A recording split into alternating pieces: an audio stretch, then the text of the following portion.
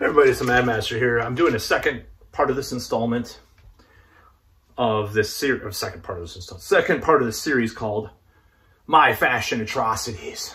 And it's kind of an ironic title, very defense mechanism kind of video, but it's just fun and catharsis for me to do these videos. So this is the second installment. It's called Bowling Shirts, and this is a very, very provocative subject. And I even wrote down some notes because I'm starting to write notes. So, you know, I've been questioned in the past about why I wear these bowling shirts, which I'm not wearing right now, but I'm sure there's some videos on my channel that I wear these. And even being like a bowler to some extent, I do go bowling occasionally, and, you know, but, you know, it's like, and I'm not that good, you know, but it's kind of a dense thing to ask because it's like, I remember in the late 90s, I wore a biker jacket and heavy metal t-shirts, and I was on this Amtrak trip to Minnesota. And these guys, do you ride, man? Do you ride? What part of lawn hair and band shirt and biker jacket do you not like read? Like, do I have to ride to wear a biker jacket? It's like kind of a heavy metal tradition to wear a biker jacket even when you don't ride it. As poserish as it sounds. But by that definition, we'd all be posers of S&M gay clubs in the 70s where, you know, we could, that spikes and just what fucking Rob Halford brought to the scene, you know? We're all posers. So, but it's stupid. It's a stupid question. It was late 90s, of course, the 90s, you know, anti-metal decade in America, at least. So, I mean, it was pretty stupid. So, yeah, I mean, do I have to produce a Harley Davidson for you because I have a biker jacket on? So it was a stupid question. I felt really dumb and weird about that. And I'm being kind of mean and pulling people from whenever under the bus.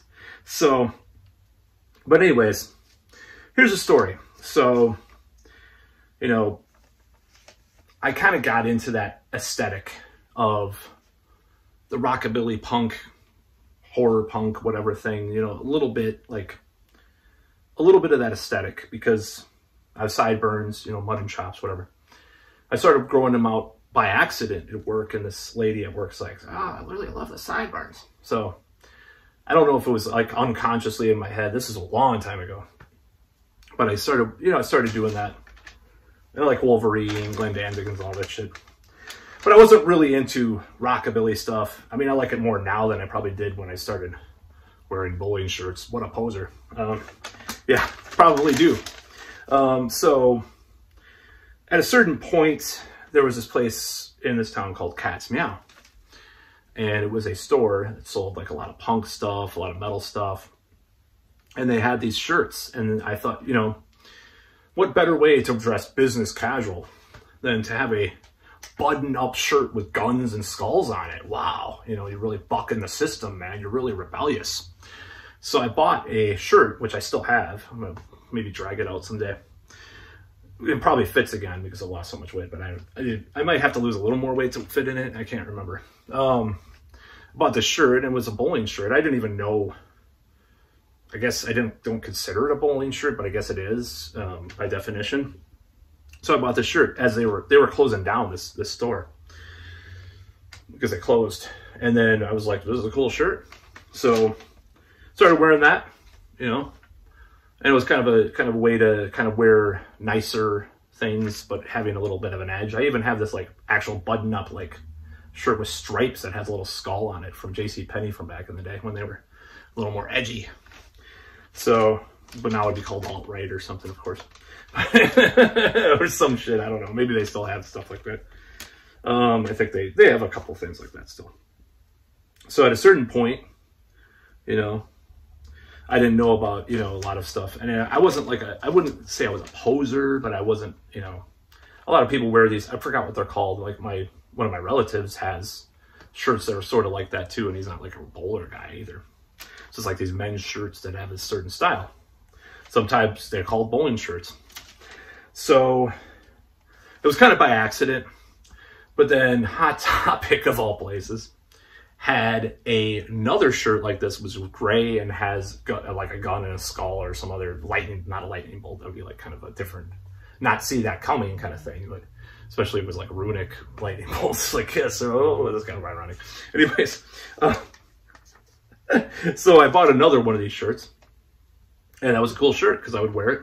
I don't think I wore that one to work that often, but it was just like a nice shirt because I like wearing stuff that has a little bit of an edge, but it's like sometimes nice and has an edge. So I liked that shirt too. So I started wearing that, and I'm just looking at my notes. So I thought it looked good. You know, I thought it was a good look for me, especially with shorter hair at the time. With yeah. Anyways, you know, I just looked a certain way. I was losing weight, like I am now, hopefully more. You know, and it looked pretty good. And I had this look. You know, there's this look from it, this vibe. You know, it's like I liked it. I liked the attention that I got from it. Because I had an ex, and it was kind of funny because it was kind of ridiculous, but she used to call me Danzig. It's fucked up. 2011, early 2012. She called me Danzig. I saw an email with one of her friends on Facebook. I peeked over her shoulder. Actually, one of my friends calls me Manowar, which is kind of silly. On his phone, it says Manowar. This is my number. It's kind of ridiculous. But I'm just laughing. So I looked over her shoulder. It's like, how is Danzig going? And she's like responding to that. I don't think I look that much like Danzig, but maybe, you know, maybe a little bit some ways, but like, I don't think I have a Danzig vibe, by the way. I'm not that built for one. So, or back in the day, I mean. So I joined a band that had, you know, some of those elements of the rockabilly stuff, you know, and it's a lot of other stuff too.